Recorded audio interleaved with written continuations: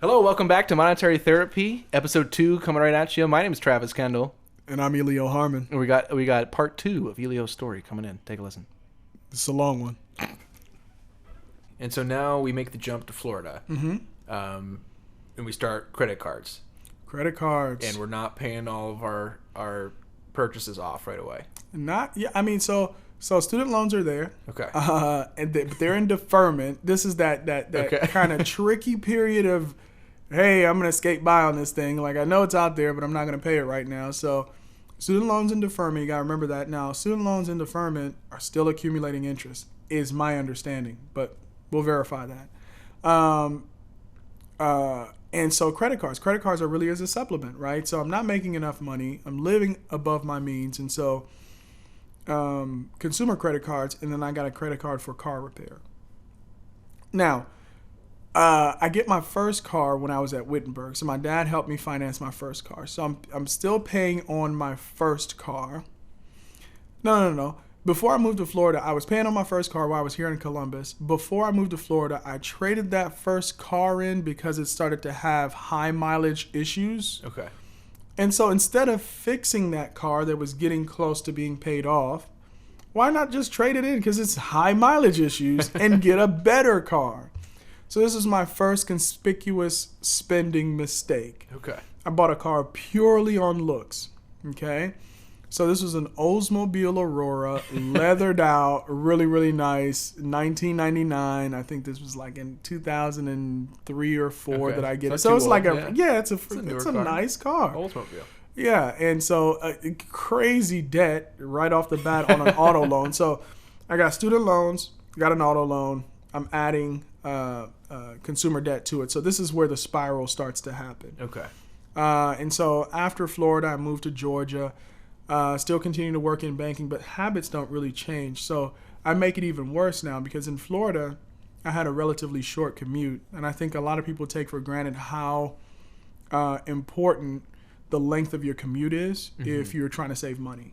And so now I have a gas guzzler, Oldsmobile Aurora. And I now give myself, like a 30-mile commute, give or take. And so I'm spending a lot more money on gas. Yeah. I'm in Atlanta traffic. So it's not like you get on the freeway and it's 30 minutes. I mean, literally, it's 30 minutes when it shouldn't be. Okay. But it's stop and go, and so you're guzzling gas. And so that's another mistake that I'm making there because I'm spending so much money on gas. But the smart thing that I did was I was rooming with some folks, too, so I kind of cut my expenses. I left Atlanta, came back to Ohio, still working in banking. Banking is all I do. So when did we get to Atlanta? Yeah. From Florida? Mm-hmm. When? Don't quote me on this, man. 2005 or so. But it was what happened. So we wasn't the woman, the one. Yeah. Okay. No, so this is over at that point. Okay. So what took you to Atlanta? Well, I needed to get away from the high cost of living in Florida. Okay. And I had family in Atlanta, people that I knew very well. And so instead of coming back to Columbus, I really wasn't quite that homesick yet. I still was looking for a good time, an exciting city, somewhere that, appealed to younger people. So Atlanta was the next best thing for me. So I moved to Atlanta. I roomed with my family members there, and I was working in the banking industry there. So I was there probably 2005, 2006. Okay. So just about a year, 2 years maybe. That's right. And then what took you back to Columbus then? Oh, man, you're getting all up in the business, man. So, okay, crazy. I'll give you the short version of this, right? Okay. All right, so... we can delve into it later if we want. We'll delve into it later. I had a medical emergency. Let's just call it that. Yeah, Yeah, that's fine. And then so I had to come back to Columbus. Okay. And then... To be with the parents? Yeah. Okay. So I stayed with my parents for a little bit. Probably a good decision, but I still didn't know about saving money. So I had student loans. I had credit cards. I had a car note. My credit was shot because I was always paying stuff late.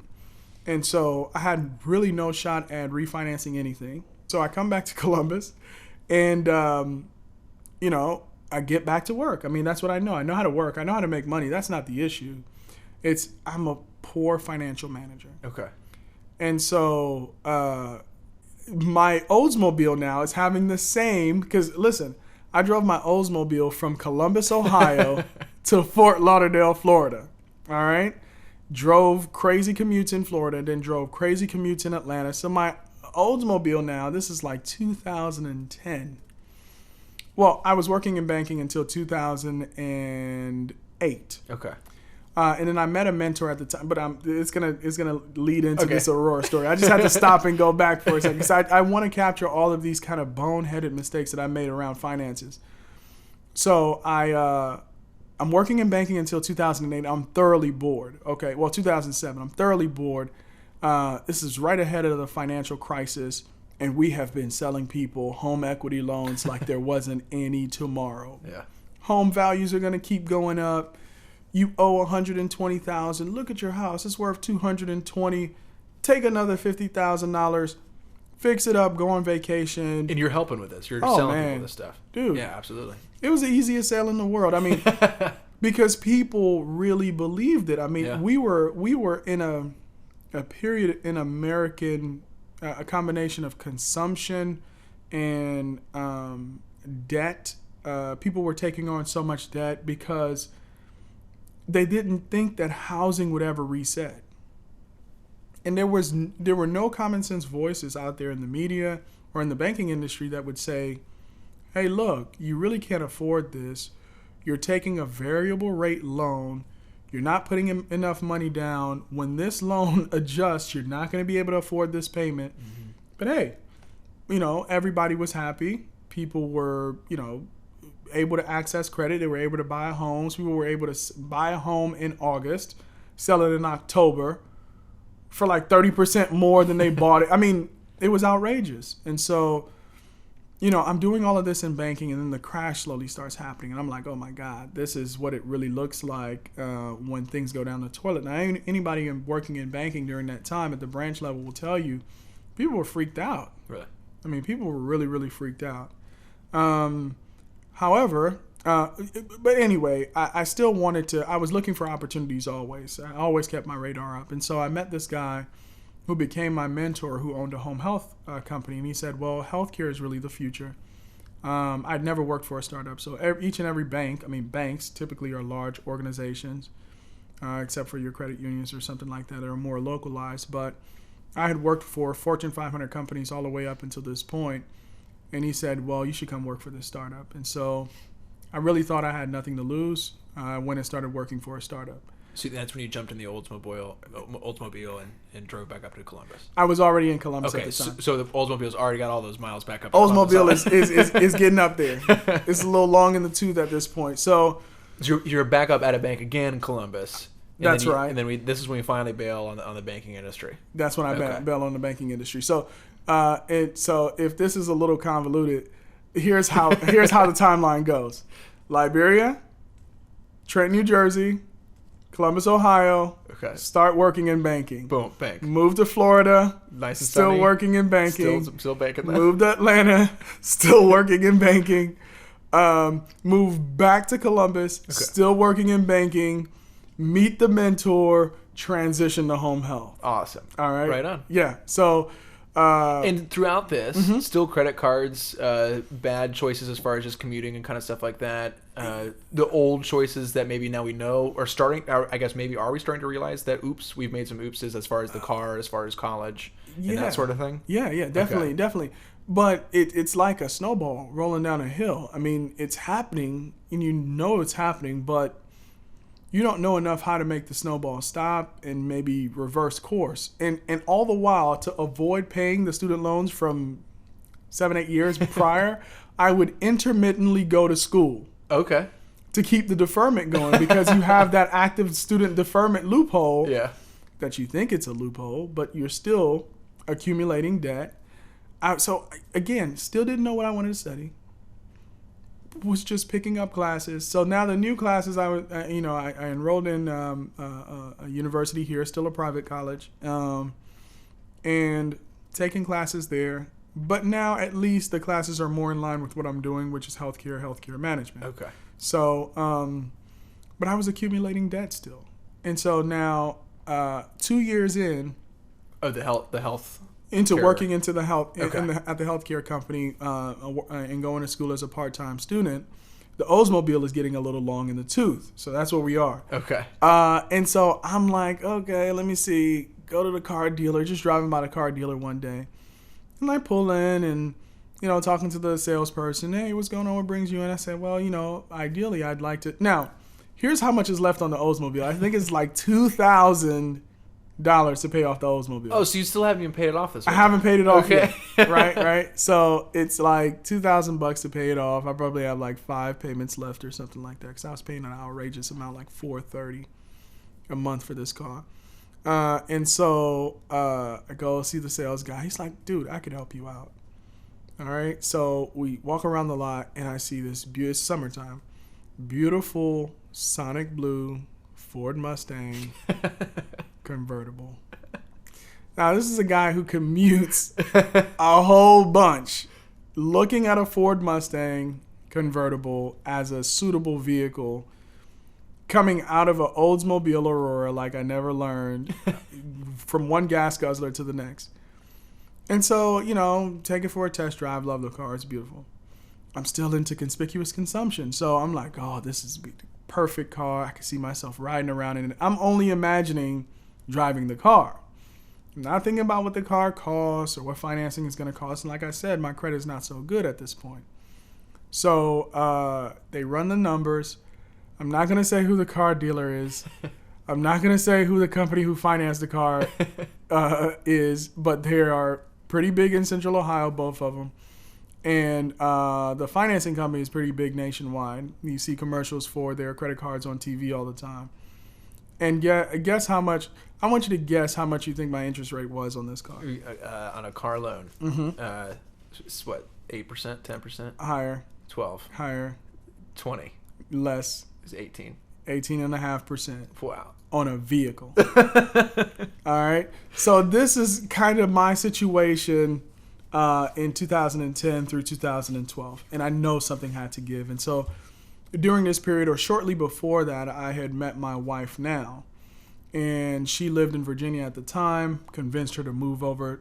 Not convinced her. I think we decided that it was best that that she moved to Columbus because we were getting really, really serious as a relationship that I think we both were prepared to pursue. So she moves to Columbus, Ohio, and I'm making great money. So the 2 years between the time I leave the bank and this is like 2010, I have probably increased my salary by at least half. Okay. So I'm making great money. Still don't know how to save though. This is where I now, in anticipation of getting paid, am spending money. So I get into the payday loan trap. All right, so you just hit them all, listen, don't you? This show is just when we get to the end of the story, we're going to do a flashback because I've done it all, okay? So you don't have to feel bad if this is your story too. So I get into payday loans, man. So I'm like, okay, I get paid Friday. Why wait until Friday? I'm going to just spend this $500 right now. I don't even know what I was spending the money on, Travis. I really couldn't tell you. So I get into payday loans, and then my wife moves in. She's like, you have payday loans? Why? And so she kind of helps me get disciplined around that, and she helps me pay it off. So, good decision there, right? Mm-hmm. So whoever you marry or whoever you're in a relationship, there, they should be helping you out with things like this, especially if you don't know what you're doing. So she helps me out with that. And so myself and my mentor at the time had a falling out, and I go out on my own doing some consulting work. But my wife and I are getting ready to get married. And so we go through premarital counseling, and this is when we start going to St. Andrews, where we go to church now. So we go in there, and it's mad real in marriage counseling for you guys who are not married yet. It's mad real. So the everything starts coming out on the table, and one of the things that's an issue is money. Okay. We're fighting about money a lot, which a lot of couples do. It's not strange, but for us, I mean, it was just such an ever-present feeling that money was never quite enough, or this bill was coming due and I didn't know how to pay it or how I was going to pay it. And so money was always tight. We weren't putting money away and things like that. Now, because I'd gone from working for a Fortune 500 company with 401k and health benefits, I mean, I was working with a startup company where you have to buy health benefits out of your own pocket. You don't have a 401k match. And so I was missing out on all of these things that I kind of had and taken for granted that I no longer had. So, I quit. Now I'm a consultant, and I need to bill all the time. Before, you get paid every 2 weeks. You didn't have to worry about it. But as a consultant, you really need to be on your toes with that. And so, I knew at that point something needed to change. I mean, even the pastor who was doing the marriage counseling was like, you know what? I wouldn't recommend that you guys get married right now. Really? Yeah, it was that bad. Okay. And so fortunately, our church offered a course by Dave Ramsey called Financial Peace University. Okay. And I wasn't part of the first group that went through it at the church. So there was a group before us. So we were part of the second group, went through that, and it opened my eyes. I mean, something as simple as the 7 baby steps that they go through in that program really helped me understand that there's a process out there for managing money. And it's not just about your income. It's really about what you do with the money once you have it. And so that really was kind of what broke the ice for me. So I find it so fascinating that we're now, in full adulthood, for sure, getting married, multiple cars into lifestyle. You spent a good 7-8 years in the banking industry all over the country. And then it takes a marriage counseling session and then a class to finally understand and realize, oh, wow, maybe I need to make some changes in my financial situation. Oh, yeah. I mean, and habits die hard, though. So although the class opened my eyes, it didn't necessarily change all of my habits. Okay, so rainbows didn't just pop out everywhere. Yeah, I didn't become a millionaire after the class. It just started me on a path that I'm still on. Finally opened your eyes. Yeah. Okay. It showed me that there was a way to do this thing called money. There was a right way and there was a wrong way. I thought there was you just do whatever you do and let the chips fall where they may, and that's life and that's money. But there's a disciplined way to approach these things, and that was the seed that was planted at the time.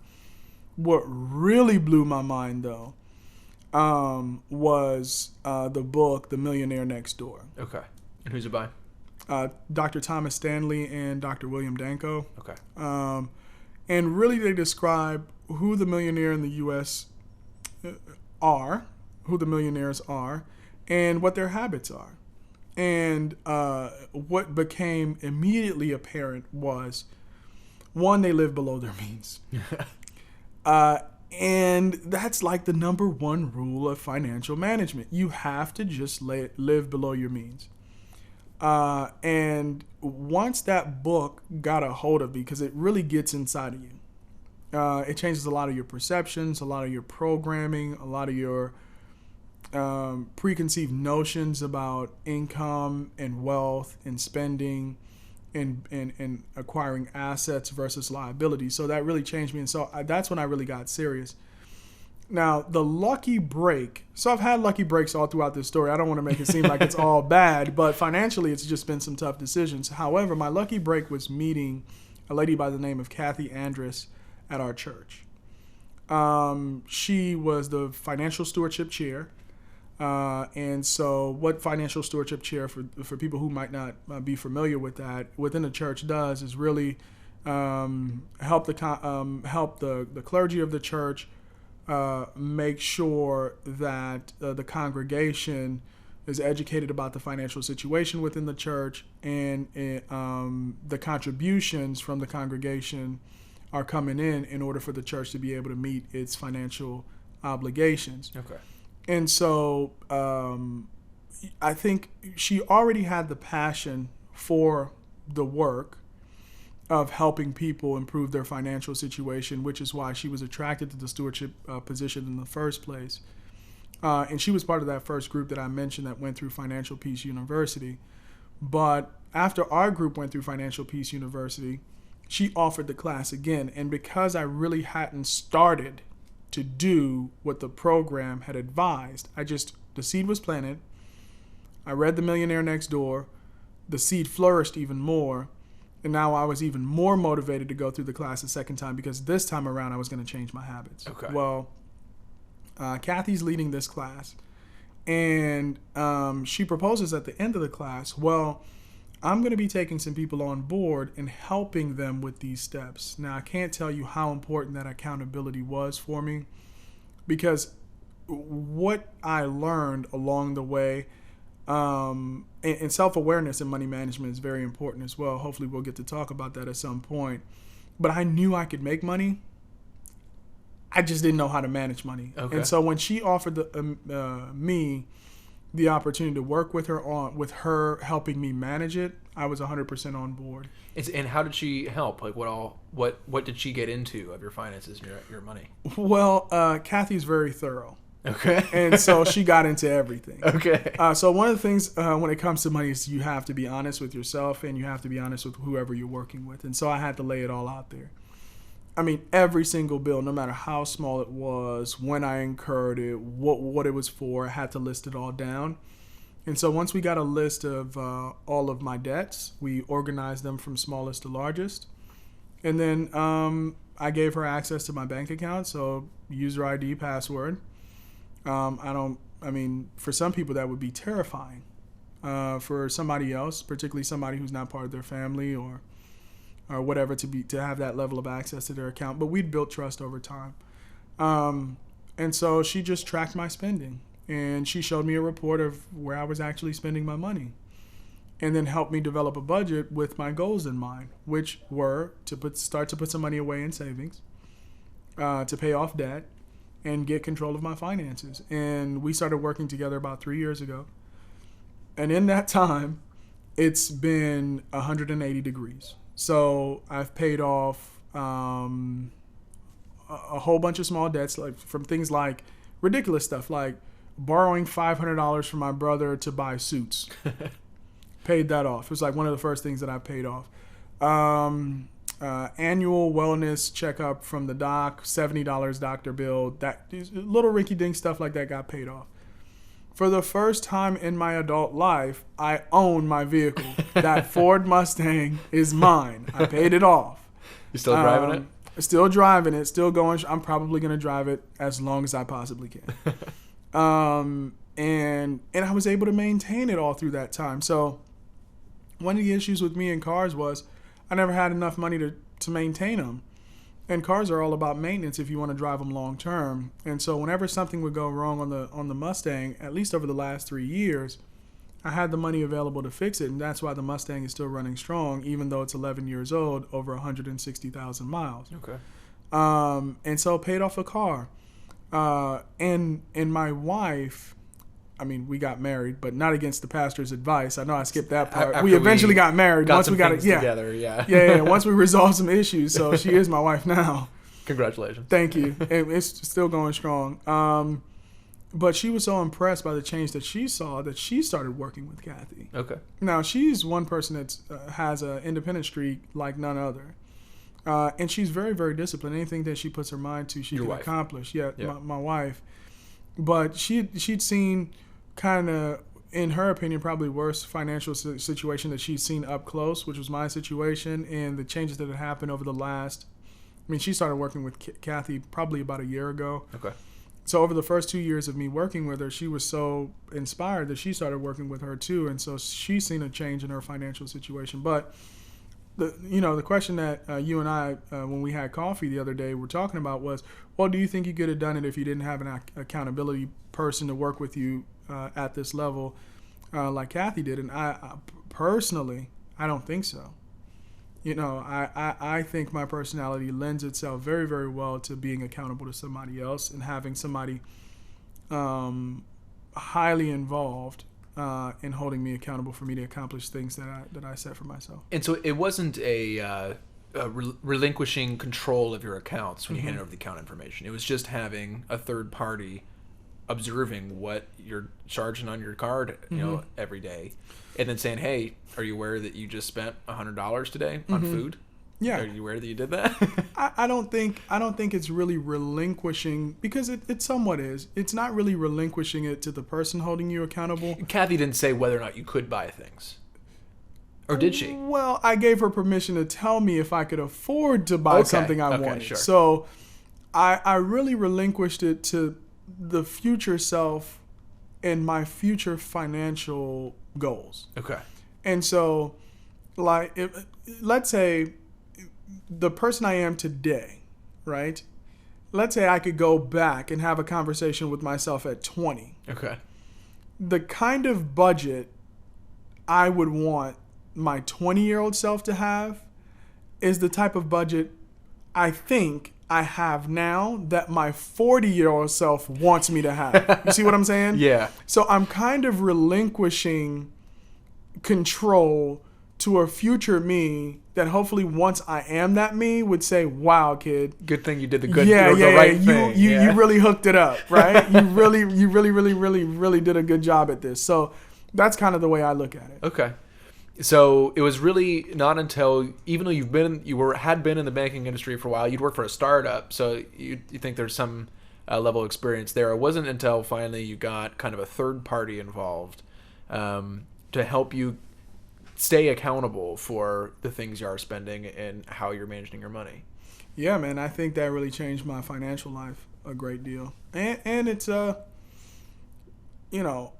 and here's the crazy thing, right? So just by taking a few steps in the right direction, and then my wife eventually joining me on this journey, I actually took over for Kathy as the financial stewardship chair for my church. Oh, really? Yeah. 3 years later, total don't get married, dude. This is not going to end well. To now I'm the person